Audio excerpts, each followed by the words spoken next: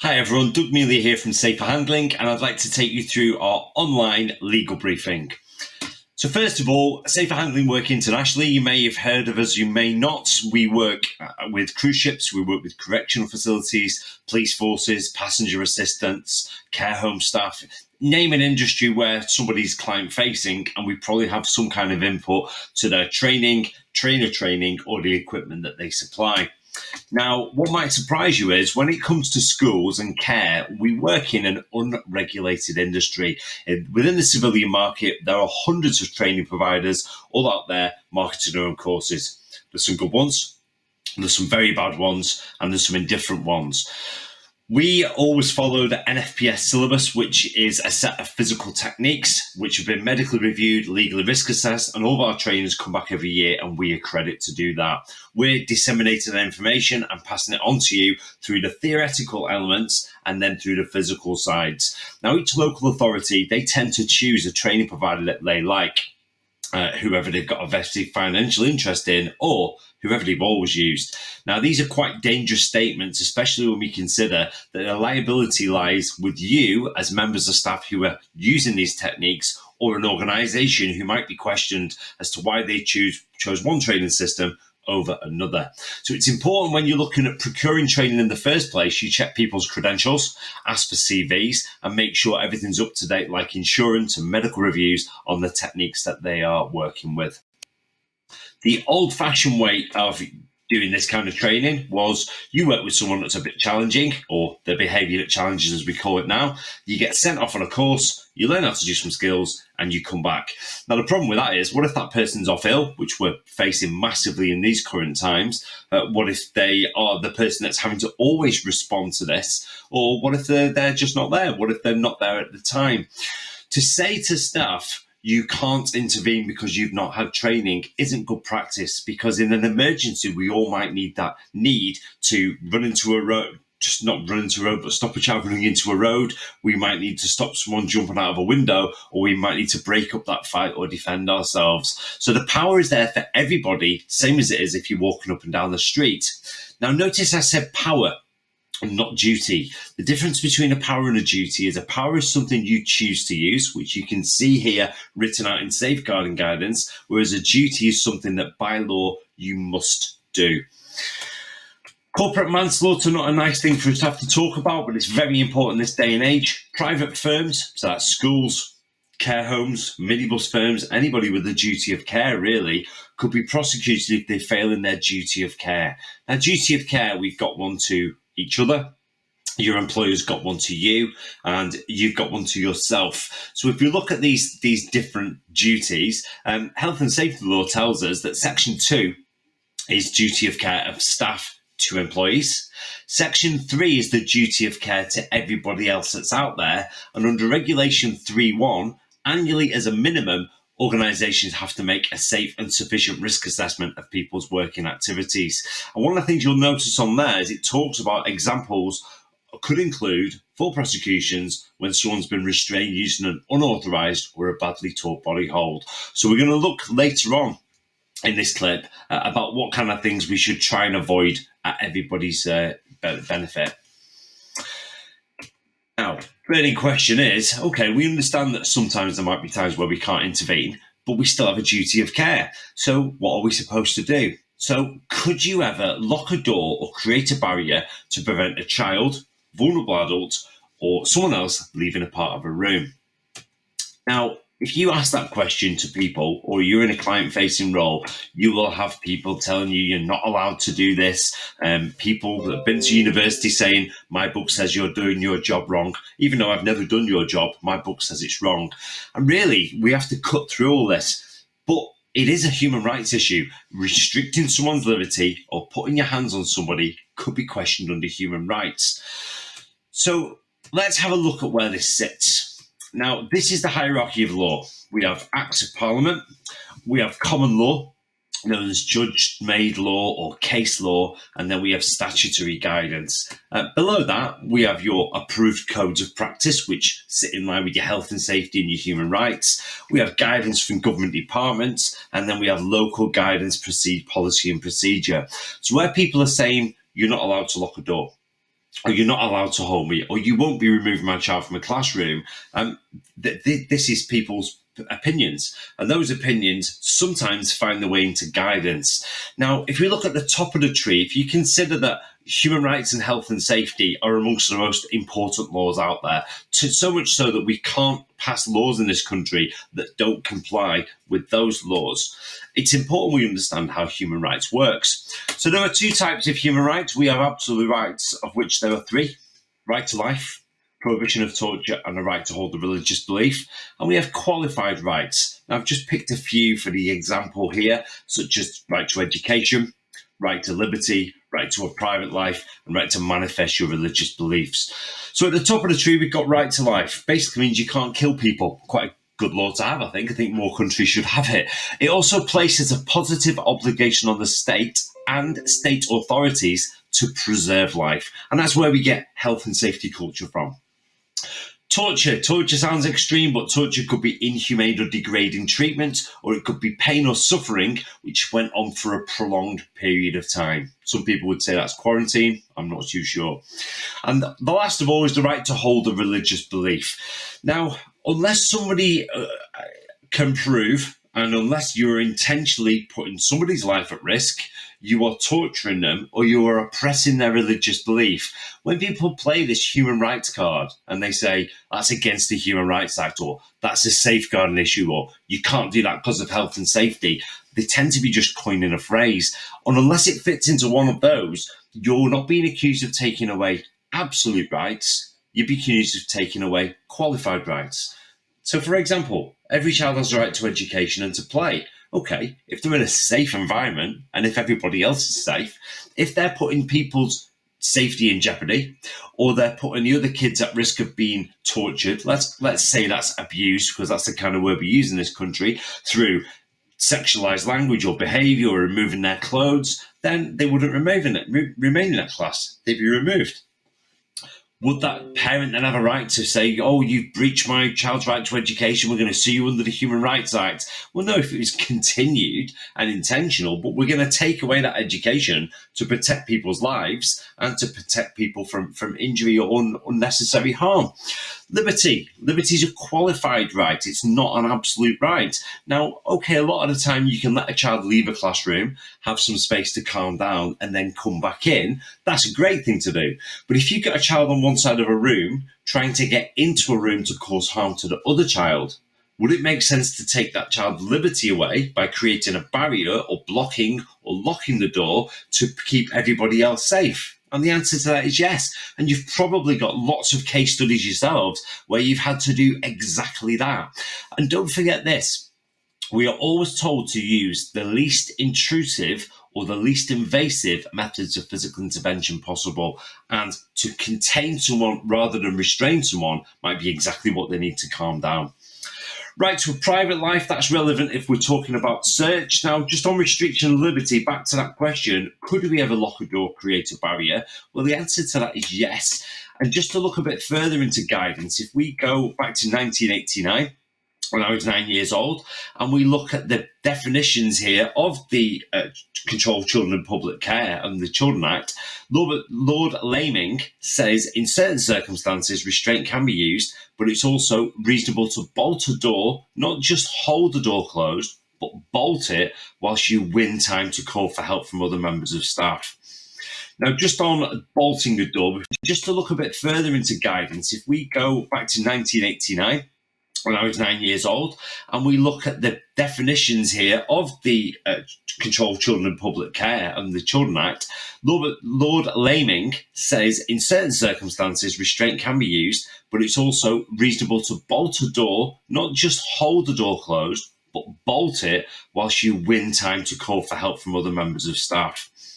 Now, just on bolting a door, before we start to talk about search, it's automating a manual handling activity. So that's actually consistent with your manual handling regs. We are taking away the manual handling element of holding the door closed and replacing it with a mechanical one. So if you didn't need to lock a door, then don't. If you're doing it because you haven't got enough staff for ease or for punishment, that's not consistent with the law. But if it's the least restrictive alternative, that's what we should be looking to undertake.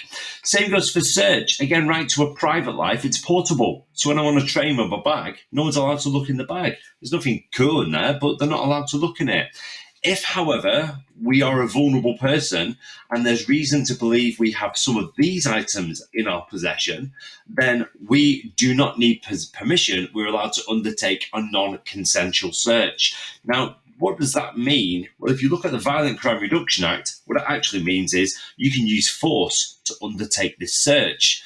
Now, I'm not suggesting that we start taking hold of children, turning them upside down, emptying the pockets out. What I would rather we did, if we genuinely suspected that some of these items were there and we expected a level of resistance, we're not going to try and risk injury, life or limb. You see the injuries that were done to this poor girl here after she was attacked with a pencil sharpener blade. Are we going to ban pencil sharpener blades? Absolutely not. So it might be better to undertake the search for some of these things to avoid conflict by looking in bags, coats, lockers and trays without the child being there, because you don't need consent. Document it, write it up, have a witness as you're doing it. If you don't find anything, you don't need to tell anyone. If you do find something, then it might be a multi-agency approach here to look at what the safest way is of getting the child safe. It might not be phoning the parents. For example, one school we work with, they were going to phone the parents. The designated safeguard lead had a chat with the child, and she disclosed that the cannabis they'd found on her at school was actually from mum, and mum actually has a farm in the attic where she makes the stuff. Now, phoning home on that day wouldn't have been a particularly bright idea, as there was a fire on the street to destroy the evidence, let's say. So knives, alcohol, illegal drugs, tobacco, all the things that are on that list, they are prohibited items, so we don't need to undertake a consensual search. It's a non-consensual search. If it's just something that's banned by the school rules, as you can see here, then we can't start pinning kids to the floor, emptying their pockets. It's the behaviour route and that behaviour challenge route that we have to go down. The reason I like to cover this on the legal briefing is because it's mentioned within the use of force guidance about search, and I don't want people to think that they should be getting hold of people and going through their pockets anyway. That's not what that's not how I interpret that guidance, and it can leave people wide open to litigation. Human Rights Act, again, some people get this a little bit mixed up because they say, oh, well, it's in the child's best interest. Best interest doesn't mean you have to keep them happy. It doesn't mean you have to keep the parent happy. It means you have to make decisions based on their best interests, which might be the opposite of what they want to do. You might have to say no. You might have to make decisions that upset the child. And in extreme circumstances, you might have to hurt that child. Now, all you've got to do is start a discussion about pain, and you've got a lot of challenges here. So let me give you a quick example. A teacher restrained a boy, and the boy was rushed to hospital where he needed 7 stitches in his neck. Now you think to yourself, how on earth was that reasonable force that the poor child's got his neck split open? Well, the teacher had gone on bus duty. He saw the child about to run into the road, and he reached out, grabbed his hood, and dragged him backwards. He saved him by dragging him up the path of a car. Did the teacher cause the child harm in those circumstances? Absolutely. But it was to prevent a greater harm from occurring. And this is where safeguarding guidance has to meet up with your reasonable force guidance, because the Employment Rights Act 1996 says that we cannot be disciplined or dismissed where we defended ourselves or others in circumstances of serious or imminent danger. Now, this incident where the child got dragged out the road, of course it's serious or imminent danger. Was it in the child's best interests? Yeah, all day long. Phone the police. Oh, yeah, we just had a teacher drag the child out the road and cut his neck. Well, was he in danger? Yeah, he was going to die. The police wouldn't be interested. And the CPS, who we're going to hear about later, they wouldn't be interested either. So when it's written up, when it's documented, we have to make sure that when we look at safeguarding guidance and it talks about raising safeguardings because somebody's harmed a child, we have to read it in conjunction with things like the reasonable force guidance, which says always try and avoid acting in a way that might cause injury, but in extreme cases, it might not be possible.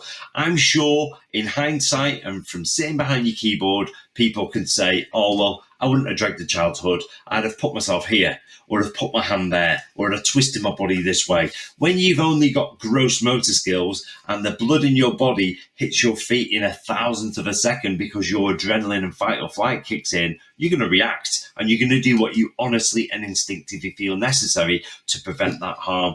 So please don't fall into that trap of thinking that because there's an injury, mark, or bruise, somebody's assaulted that child. It's entirely circumstantial. And you can see in the full safeguarding guidance here, it actually says use a bit of common sense and judgment. And where somebody's life has been saved or you've prevented a greater harm occurring, then that's consistent. So before we get on to talking about physical intervention or restrictive physical interventions, as they're called, I want to talk to you about passive and active physical contact. The passive stuff is your non-verbal communication. It's shepherding someone, it's guiding someone, it's putting your hand up to say, stop, please don't come any closer. The active physical contact, well, that's where you actively have to move someone. You have to put your hands on them, and maybe you have to turn them away from someone they're squaring up to. Maybe you have to just separate that fight, perhaps. Or maybe you have to lead somebody out of the classroom by their arm. Everybody's done it. When does it become restrictive? When does it become an RPI? Well, it's about the level of compliance from the child. It's about cooperation versus risk. If the child's cooperative, then there's no need to use excessive force. You can do that. You can guide them. You can actively lead them. It's when somebody doesn't want to be moved or doesn't want to be held, that's when it starts becoming restrictive. Now, I mentioned this, I touched on this before about honest and instinctiveness. We can't say to ourselves, oh, we're going to stick to the manual, we're going to always use these techniques, because I don't teach a technique where I show someone to grab someone and drag them out of the road. But the teacher needed that at that moment in time. I also don't really teach you how to break up fights, because it's a case often of just separating two parties using a loud verbal command. And if it's really bad, you need to shield one of the pupils whilst you get them to safety. A lot of the time where it's reactive, what you need to do is explain why you did what you did, and that it was a spur of the moment decision where you find yourself taking hold of someone or you had to quickly take action. These are the unplanned interventions. Now, luckily, this stuff happens rarely. And if it's happening all the time, you're going to have a look at your risk assessment for your daily activities on your environment to see if there's anything you can do to change it. Most interventions are planned. So with a planned intervention, one of the questions I always ask my groups is, how do we all feel about single person interventions? Now, I'm not saying we don't ever do them, because if someone's about to jump out of a window, I'll do what I honestly and instinctively feel necessary. And please don't mix them up with your passive and your active physical contact, because this kind of stuff goes on day in, day out. And there's an argument around human rights to say that people need tactile communication. Does it go on? I can show you not just this image, but hundreds of images from training courses and promotional materials on the net of people saying, we can show you how to restrain on your own. It's cool. We've done it. Here it is. It's safe. I would love to see a manual handling risk assessment or a medical review surrounding the use of any kind of single person technique. Unplanned, as I said before, your heart rate's high. You've only got gross motor skills. So you're going to be reacting and you're going to be taking hold any way you can, and you'll justify it afterwards. If it's a planned intervention, there are factors at work. Number one, there's a risk to yourself. Duty of care to yourself, duty of care to others. Which one comes first? It's always yourself. Otherwise, you're not safe then to safeguard the pupil, the learners, the vulnerable adult, or anybody else that you're working with. If you do get injured with your poked eye, stamped on foot, or winded groin, you're now useless to help the other people. You can't hold doors closed. You can't get on radios. You can't even call for assistance or help from somebody else.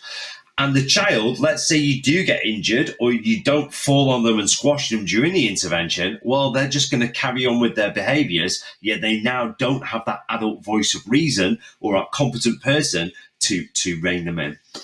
And from a legislative and a procedural point of view, procedures shouldn't be advising staff to wade in on their own. First of all, Go back to 1989 again, Lord Laming says that your efforts should be to secure the presence of other members of staff.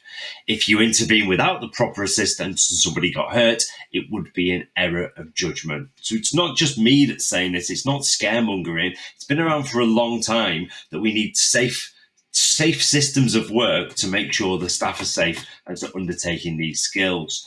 Also, don't forget that holding people, guiding people, supporting people's weight is a manual handling activity. If you look at this manual handling chart from the HSE guidance, it talks about not only being able to lift weights when you're at different heights or if you're in a seated position, for example, it also talks about 25 kilos maximum for men and 18 kilos for women. Now, one of the things that we can do, and I'm quite open about this, is you can go outside this, because think about personal trainers. Think about weightlifters. It's their job to lift weights. They're going to have to go outside of this. So in order to lift heavier weights or to undertake hazardous manual handling activities, we have to do a manual handling risk assessment. So a manual handling risk assessment can be tile or light. I've used it light today, and it works the following. So number one is your load. People are often heavy. They're bulky and unwieldy. They're difficult to grasp, very unstable at times, and are they hot or potentially damaging? They get hotter the longer you hold them and the more they struggle. Individual capability. Most of us are carrying injuries. Some of us might be coming back from being quarantined ourselves or carrying sickness or illness. We might be different heights to the person we're trying to restrain. We might be doing exceptional shifts. You get where I'm going with this. Task. When we hold people, the manual handling regs talk about keeping the load close to your body.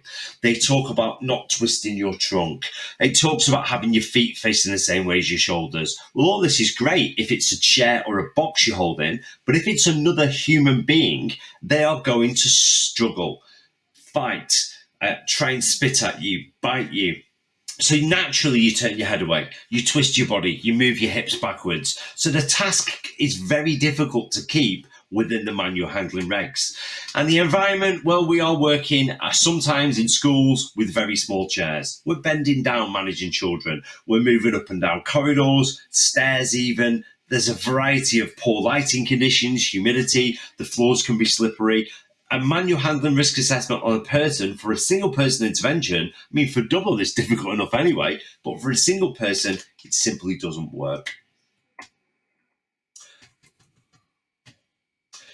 So when can we use force? The DFE have set this out for us and it's been in place for quite some time. So let me simplify it further for you. And number one, you are legally allowed to remove a disruptive child from a classroom where they've refused to follow instruction to do so. That's fine. The power to use force isn't geographically bound. So if you're on a school trip, if you are with other parents or tutors, it's exactly the same wherever you are with that children. Skiing, swimming, wherever. And the last one here, which is the opposite to the first one, is because if anyone's ever tried to get a disruptive child out of a classroom who doesn't want to go, who's attached them to something, or as the word they use in Australia, which I love, if they are being turbulent, tables, chairs, books flying everywhere, you might not be able to get hold of them, let alone get them out of the classroom. So that might be where you leave them in the classroom and you get the class out. And I'm sure many of you had to do that. So the hazard's a child. Let's face it, a human being is a bundle of volatile chemicals waiting to erupt. If you can safely get that pupil out of the classroom, great, do so. If you can't, leave them there and then get everybody else out. If that pupil then tries to follow you out of the classroom or come out to attack others, could you legally restrict their liberty and contain them in the room? We know the answer to that. Yes. Under what legislation? Well, human rights legislation. Also, Lord Laming has recommended that if we need to win time to call for other members of staff, we're legally allowed to do this. So going a bit further, attacks on members of staff. If you've ever been attacked by a pupil, hopefully it's been written down. Hopefully any injuries you've got have been recorded and reported. And that data of an attack then goes somewhere to de-escalating or risk assessing things as we move forward into the future. Injuries do happen though, and I think we've all got to accept that it can be part of the job, but to have it happen repeatedly for an ongoing period of time, pain or suffering for a prolonged period of time, isn't just lacking compliance with health and safety, it's also a breach in our human rights. We shouldn't be being tortured every day or injured every day when we go to work. Again, fights, there's an additional video on fights if you want, but my thoughts on fights are, if you do need to break it up, it's a case of separating the parties very, very quickly, shielding somebody, getting them to safety. Could you break up fights other ways? Absolutely. Blow a whistle, nice loud verbal command, or maybe disperse that crowd that's standing around them shouting, fight, fight, fight. Just be aware that when you're breaking up fights, it's not something we planned. It tends to happen in front of you, and you are definitely relying on your gross motor skills. So don't get dragged in too much trying to restrain people or hold people, because you might just hold the wrong child, and the other child takes that as an opportunity to seek some kind of revenge. And the last one there, this is the main reason we do what we do. We want to teach you how to hold someone. When they calm down, you let go of them. We do take you through guiding and escorting, but a lot of it is just hand holding. We're just showing you how to move people. Because if people don't want to move, the best thing to do is to leave them where they are. Yeah, legally. I showed you how you could do this. You're legally allowed to go in and remove kids from classrooms, provided it's safe. But I've seen your classrooms. Some of them are a mess. There's things around, there's tables, there's chairs. To get in, you've got to turn a door handle. Because it's off a corridor, it opens inwards off the corridor. You might be able to get hold of that pupil. Yeah, I accept that. But are you then going to be able to physically move them all the way down to the timeout room? Might be better calming them down where they stand and then moving them when they're calm. Same for stairs. I don't want to see anyone being restrained and moved up and down flights of stairs. If they're calm enough to walk, brilliant. But to try and move an unrestricted load containing volatile chemicals up and down a flight of stairs, that's not consistent with any kind of health and safety guidance. Calm them down at the top of the stairs or the bottom of the stairs, and then let them walk. And if you're a hospital, police station, or a prison, my question would be, why have you got stairs? You know these people are going to resist. You know there's going to be problems. So make the adaptations and the changes. The Disability Discrimination Act pretty much got rid of stairs for us. So there isn't a justification for having them as a general course for people to be using all the time, especially when people are combative. Now, I mentioned the CPS before. This is hopefully going to reassure you, because it has been a bit brimstone and fire so far. The Crown Prosecution Service decide if it's in the public interest to prosecute or not. And they've got guidelines in place which say particular care must be taken in dealing with cases of assault where the allegations made by a victim who was engaged at the time in criminal activity. So what do we mean by that? Harm to self, harm to others, or damage to property. Now, you're not going to be putting your hands on someone unless you're trying to stop them coming to harm themselves in some way, shape, or form, harming somebody else, or damaging something. And I'd even say damage fits in with the personal harm, because if it's pencils are snapping, provided not going to stab anyone with them, go down the behaviour route, go down the punishments or sanctions or rewards route. Now, if it's a case of someone about to put the fist through a plate glass window, well, the personal harm there is too great, so that's where we'd intervene.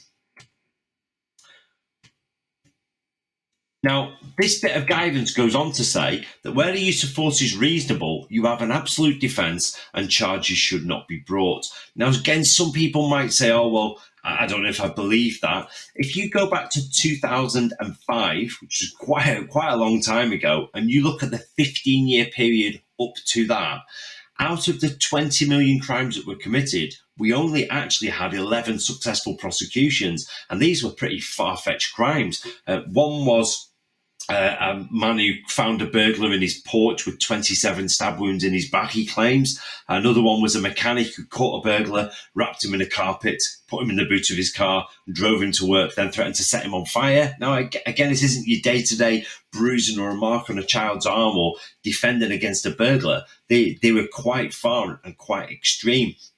And if all you got to do is look at the newspapers, and you'll see accounts of where people haven't only defended themselves, they've killed the burglar. And the court has deemed it was reasonable force in the circumstances because they were engaged in a criminal activity at the time.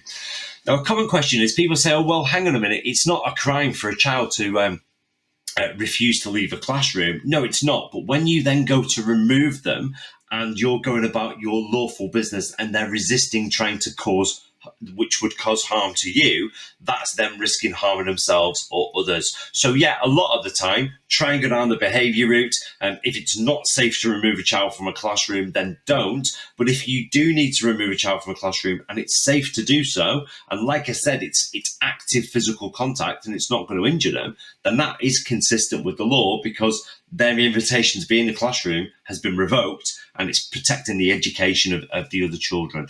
But when we talk about reasonable force, we'll talk more about proportionality of this. Now, before we talk about what reasonable force is, let's talk about what it isn't.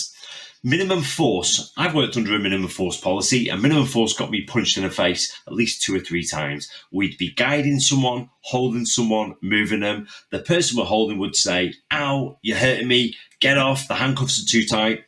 And my colleague would say, "Oh, sorry," and they'd instantly let go.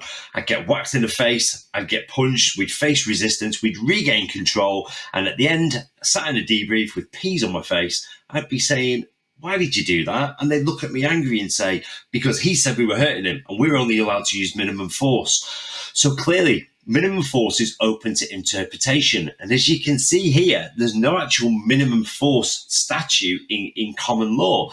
So where are we going to look to find the definition of a word if it's not in the law books? Well, we look in the same place everyone looks. We look in the dictionary. And the dictionary tells us that its minimum is the lowest, the smallest, or the least. Now, in Preston, 2005, a 14-year-old girl was on the street armed with a Stanley knife, and she's threatening to kill herself. The police pulled up, and their response to this was to shoot her with a taser.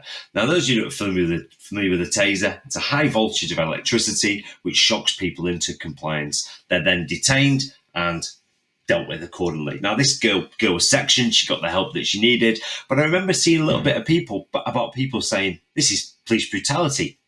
You can't do that. It's causing unnecessary harm." If the police had used any lesser level of use of force, then it would have left her the chance to harm herself, harm others, or members of the general public. So the police used a high level of force to prevent a far greater harm from occurring. Is shooting a 14-year-old with the taser minimum? It's not the minimum, but it's the minimum that was necessary at the time. So a much better way of gauging reasonable force is by asking those 2 questions. Number 1, is it necessary? Generally to prevent harm to self, harm to others, or damage to property. And number 2, was the force used proportionate in the circumstances? Now you can see how old this is because it talks about the evil to be avoided. Best way to define proportionality is to say, if I stood there and did nothing at all and let this attack happen, watch this happen, who will be injured and what injuries would they sustain? If by intervening you cause equal or less harm, then it's of equal portion, so it's proportionate. So a quick case study for you. A 15-year-old boy was in a maths block on the 2nd floor of a building and he tried to throw himself out the window. I'm familiar with this case, but I'm still not 100% sure if there's any correlation between his attempted suicide and the fact it was a maths block, but I have my suspicions. That's maths upset. Staff tried to stop him and they broke the boy's arm. Now, do we want to be breaking a boy's arm? Is this the situation we're in? There's no techniques where we teach you to do anything that would likely hurt someone's arm. But we've got to ask ourselves, number 1, was it necessary? Absolutely. If we'd done nothing at all, well, the boy would have still jumped out the window. And the harm we've caused by intervening, is it less or equal? Well, it's clearly less, so it's of equal portion. Therefore, it's proportionate. Now, just going back to this, you could argue that if he's done this kind of thing before, well, he shouldn't have been on the 2nd floor. He should have been closely supervised in the first place. How accessible are the windows in these schools? Because I stay in hotels most nights, and not only could I not only jump out the windows, can't open most of them. They lock them down because of safety. So from a risk assessment point of view, there may have been ways where we could have avoided this in the first place, so it didn't happen. Talking of eliminate, this is the hierarchy of risk control. Those of you that have done any training with me before will be familiar with this. I'm going to map this to you holding children, restraining people. You can map this to any activity in your workplace. So the first question is, do we need to restrain at all? Because it's dangerous. So if you don't need to restrain, don't. So for a lot of staff, you can say, call for assistance in an emergency. These are your rights and responsibilities. Now, you're probably sitting there saying, okay, well, I have to restrain. It's my job. I've got a duty of care. Fine. Where you do need to, we want to see what you've got in place to reduce these incidents happening in the first place. Have you got individual plans? Have you got risk assessments? Have you got procedures for dealing with the escalation phase and some kind of behaviour management in place? Controls red, that's easy, they're the holds, and we're either going to teach you those on the physical session, or if it's unsafe for us to get to you, you're going to look at the techniques online, the instructional clips, and then you're going to send me footage which I can then comment on and do you a personalized soapbox video. Now, I've put control in red because no matter how good I am at teaching you and no matter how good you are at learning the techniques, there's still a risk of injury whilst we're doing this. So isolate comes before that. Might the child just need a little bit of space to calm down? Might we need to ask them to go somewhere and calm down in a room? Or might we need to get away from them and leave them with some space in the room, containing them rather than restraining them? Because I've seen it happen. I've seen people turn up at court with their shiny certificate with the name on, and they've said, I'm okay because I've learned some moves, and the moves I did are in this book. Now, they're control measures. So you might get to talk about your control measures, but the first question that I would be considering is, this incident, did you even need to get involved? Because if you don't need to get involved, don't. If this incident has happened before, then that tells me it's subject to risk assessment because it's a foreseeable risk or it's a perceived risk. It's not an unknown risk. So what have you got in place to reduce this from happening again? Show us what you've done, because if it's happened before, we need to know its frequency, its severity, and we need to know what's in place to reduce the risk. Did you need to put hands on control? Was there somewhere that the child could have gone, or might it have been safer for you to all move away and leave them in the room where they are? And D, the discipline means don't keep trying the same thing if you're not getting different results. The definition of insanity. If you are constantly controlling someone and restraining them and moving them out of a room, maybe tomorrow start with them not in the room, working with someone else. If we've got someone that's isolated from others, we can't just leave them in a room and expect them to get better or start behaving, especially if you're giving them an iPad, because I wouldn't want to go back to class. We've got to start looking at reduction strategies, maybe working with mum and dad at home, maybe looking at why they're disaffected with certain activities or lessons or tutors to try and avoid this. Because if there's constant restraint, constant intervention, or you've got someone who's secluded away from everyone all the time, it might be that a child's in the wrong setting. And this is where we end up moving towards this exclusion. Now, I know a lot of schools are against exclusion now, and there's a lot of different measures in there, but it's these reduction strategies. If we don't get reduction strategies in place, you're stuck between a rock and a hard place. You've either got to say, look, we can't have this pupil here. They're going to have to go home, where there may be further safeguarding risks, or they're going to have to stay here.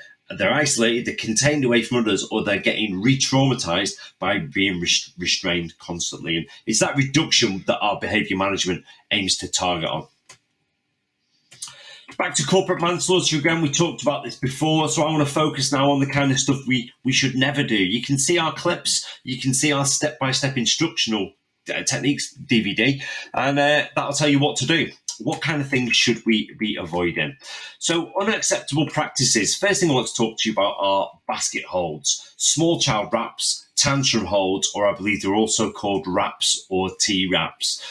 So the first observation I'd make here is this is a single person intervention. Now, I'm not saying you can't do them, but what I am saying is you shouldn't be planning to do single person interventions. Active physical contact, physically intervening to separate or guide people. Yeah, of course, a lot of it's reactive and using gross motor skills. But you can't tell me you reacted without planning and you found yourself with someone in a basket hold or someone in a wrap where you managed to get their arms across their body and hold them in front of them. It's not going to happen, because you've got to have those more than gross motor skills. You've got to have those fine or moderate motor skills to allow you to do this. And even then, you would probably just hold them or hold their arms, or if they're in front of you, put your hands up and hold their arms. Perhaps that would be the kind of reactive thing, not getting someone in this position. The actual dangers of the technique, as you can tell, the arms are wrapped across the chest. It's relatively compressing the diaphragm. Now, not just that, if you look at the research from Dr. John Parks, you'll notice that although the prone position, the face down position, which we'll talk about in a bit, is considered dangerous, it's the bending forwards position and the pressure on people's diaphragm that we are more concerned about. So by putting something across that diaphragm, we're risking injury further. I remember seeing a draft local authority circular sent out asking staff that were undertaking this technique to wear some form of shin pad under their trousers. Now, if I just take you back to the hierarchy of risk control, PPE, personal protective equipment, is there where there's a residual risk after control measures have been put in. So any health and safety person looking at why people were getting kicked shouldn't have really been focused on the PPE element. They should be saying, okay, number one, these kids that are kicking you, are they in the right setting? Is this eliminated? Maybe there's somewhere that would be better suited for them and better suited for you to be able to look after the other children correctly. Reduction strategies, we can obviously say, don't kick us. If you kick us, you get X, Y, and Z, or if you don't kick us, you get X, Y, and Z. Carrot or stick mentality, there's ways to manage that. The obvious thing for me, if you're getting kicked, is don't be near them. And then it would be the techniques. I'd be saying, well, how are you getting kicked? Oh, well, we're stuck behind him. Well, there's your problem. Don't stand behind him. Don't restrain on your own. Unfortunately, they ask people to wear the shin pads, which isn't consistent with the law, and it's not going to do a whole lot of good, because if you're getting kicked, whether it's hurting or not, if that child struggles, you'll pull those arms. And as the arms get pulled, they end up going across the diaphragm. At some point, apart from being kicked, you could be headbutted, spat at, bitten. You get the idea. Just to go a step further on this, Dr. Tony Bleekman, who medically reviews all the techniques within the system that we follow through NFPS, he's given his comments on this on a report that was published, and he talks about somebody needing rest and to combat that lactic acid buildup that's in muscles, not just arms and gluteus maximus and calves and things like that. We're also talking about your diaphragm. Your diaphragm is a muscle that makes the lungs contract. One of the things that Tony said within his medical review was that trainers should seek alternative methods, alternative techniques, because it's the exact mechanism that killed Gareth Myatt. Now, those of you that are familiar with Gareth Myatt, he died in a double-seated embrace restraint. It was to do with him being bent forwards and the restriction on his liberty. He had staff either side of him, and it was compressing his trunk. Gareth died from vomit aspiration, and the Youth Justice Board took the double-seated embrace restraint out. I know for a fact that trainers are still doing versions of this. There are seated restraints, don't get me wrong, we'll take you through those, but they're still teaching this, the same technique that killed Gareth. How can they get away with this? Because you keep buying from them. If people keep buying from people who you haven't seen their medical reviews, you don't know if their techniques are safe, and you're not aware of their credentials or their CVs, they'll keep teaching things. And if you keep phoning them and asking if it's correct, what are they going to say? The second death I want to talk to you about is the one of Adam Rickwood. Now, Adam died not from a nose distraction technique, but he took his life by making ligatures out of his bed sheets and hanging himself following being restrained by 5 male officers. 5. One couldn't gain control of him, so he took the edge of his hand, used a recognised technique, and struck sharply underneath his nose. It made poor Adam's nose bleed. He went to his room and he wrote a suicide note, which is not allowed to be published, explaining that he can't understand why human beings would treat other human beings like this. So it was the psychological impact of being trained that in those circumstances, that wouldn't have been deemed as proportionate. When we talk about proportionality, it's not just about whether you leave marks or bruises, it's about how you leave the child feeling after an incident. And poor Zoe Fairley, she was restrained by support workers while she was on respite. They'd been informed that you should take the person to the floor so they can't fight back for their own best interests, and she did fight back. 2 staff couldn't hold her, so 2 became 3, 3 became 4, until we had 5 staff holding her down. She died during the intervention, and the coroner said he'd never seen such injuries other than at Hillsborough or on mining disasters. She's basically crushed to death. And this sort of brings us to talk about floor restraints, because for me, the risk of death is there from being taken to the floor, being held in the prone position, or from using basket holds. From the Hartford Current database, they tell us that these are the greatest risk of death, and it's been reported by coroners. So for me, don't take people to the ground. Don't hold people on the ground, because I sleep in the prone position pretty much every night and I've not died once. So the face down position isn't immediately dangerous to everybody. It's probably the pressure or weight that's applied on top of them, which is then causing them to struggle to breathe. So if someone presents as lying on the floor, leave them there. Move stuff away from them, try and manage it. If you need to hold someone in a seated position on the floor or on a safety pod or a chair, that kind of stuff's absolutely fine too. But for me, as soon as it goes to the floor, staff should be disengaging if it's not safe to hold the person there. Now, your amygdala scans for threats, makes emotions, and it maps them to events that have happened. We've all smelt something, and it reminds us of something. We've all heard a song, and it reminds us of, that holiday that I went on. Sights, sounds, feelings, and positions are all mapped to things that have happened to us in our lives. So when you consider that people are still being held face down, they're still having single person interventions where staff are wrapping their arms around them or sitting them between the legs, or you've got multiple big, strong males restraining small, vulnerable females who've perhaps suffered some kind of abuse in the past, it's going to cause one of two things to happen. The person being restrained is either going to do everything they can to make that person get off them, in which it often translates as get more people, use more force, lock them in a room, or they're going to submit to it. And if we look further at the guidance that's given to us from human rights legislation, and we look at the degrees of risk associated with these techniques, when we look at proportionality, we have to look farther than just saying marks, bruises, and injuries. We've got to say to ourselves, how's this person going to feel being held by put in that position?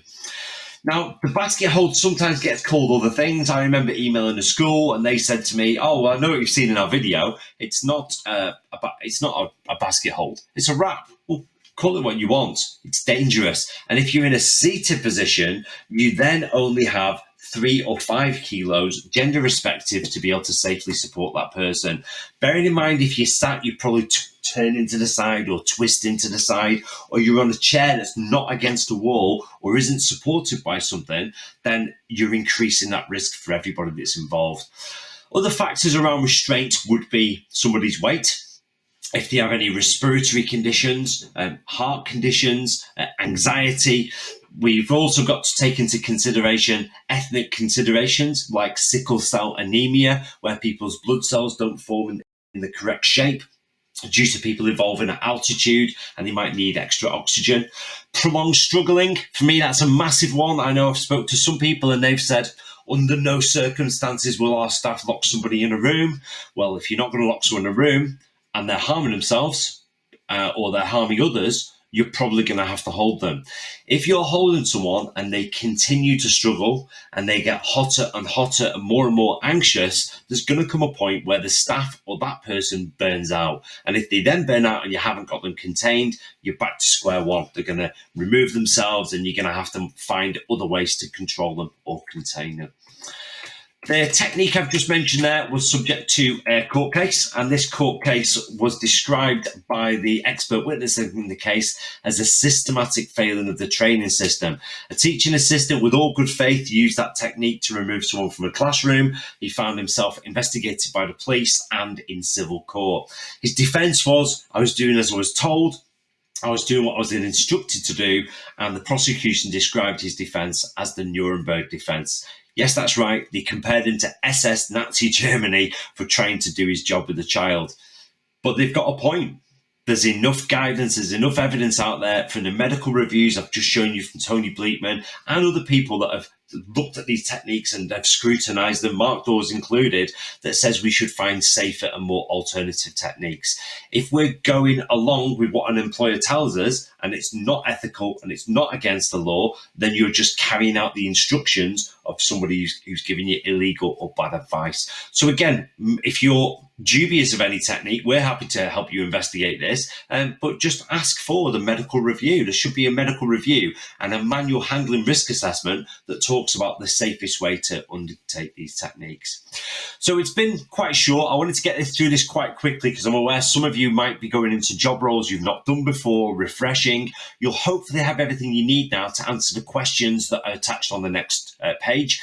If you don't, we have supporting clips on our YouTube channel that go into more depth, just for your own CPD as well. And we're only ever at the end of a WhatsApp call or an email. Best of luck to everyone. And if you need anything, feel free to get in touch.